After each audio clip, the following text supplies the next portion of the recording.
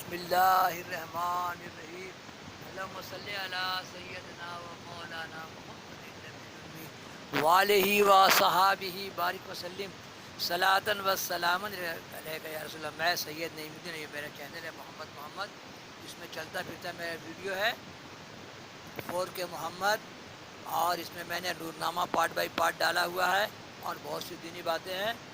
ابھی ڈال رہا ہوں میں قصاص الانبیاء، شعیب پیغمبر کا ذکر چل رہا ہے، قصہ شعیب پیغمبر علیہ السلام کا، یہ پارٹ 144 ہے نا۔ لیکن کتنا مایوس ہو گئے حضرت، اپنی قوم سے مایوس ہو کر بنا پر جاری اس پر بد دعا کی۔ جبریل تشریف لائے، فرمایا اے شعیب، قریب ہے تمہاری قوم پر خدا تعالی عذاب نازل کرے گا، تم ہوشیار ہو رہو۔ جو اللہ تم پر ایمان لائے، جو لوگ تم پر ایمان لائے ہیں، ان کو لے کر شہر سے نکل جاؤ، اس قوم سے دور رہیو۔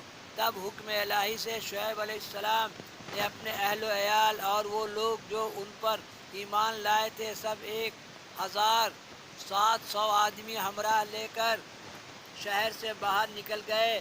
کافر سب ہنسنے لگے، بولے اے شعیب علیہ السلام، کیا مصیبت پڑی ہے، کہاں جاتے ہو شہر سے؟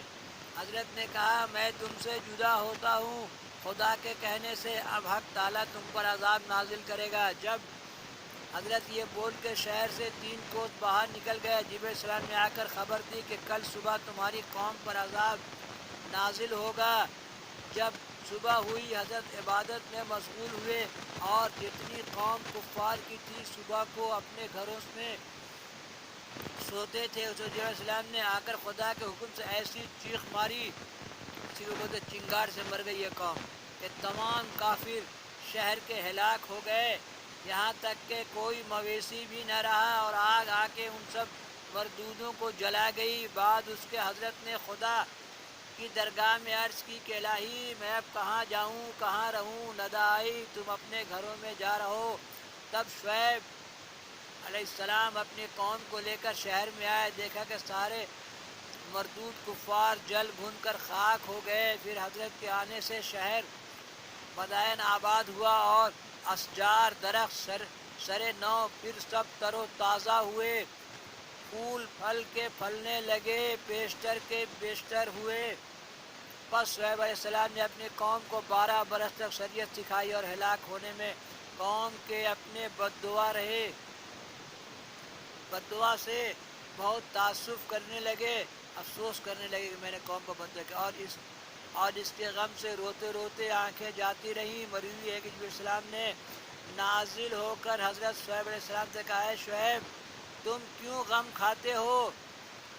اگر اپنی آنکھ کے لیے روتے ہو تو اللہ آنکھ دی جاوے، اور اگر کسی کام کے لیے روتے ہو تو وہ حاصل ہوئے گا، اور اگر دوزخ کا ڈر ہے تو کچھ اندیشہ مت کرو، اگر دنیا کے لیے روتے ہو تو دنیا بھی دی جائے گی، خدا اپنے بندوں پر بہت مہربان ہے۔ تب حضرت شعیب نے کہا کہ اے جبرائیل، میں کچھ نہیں چاہتا ہوں مگر خدا کے دیدار کی آرزو ہے۔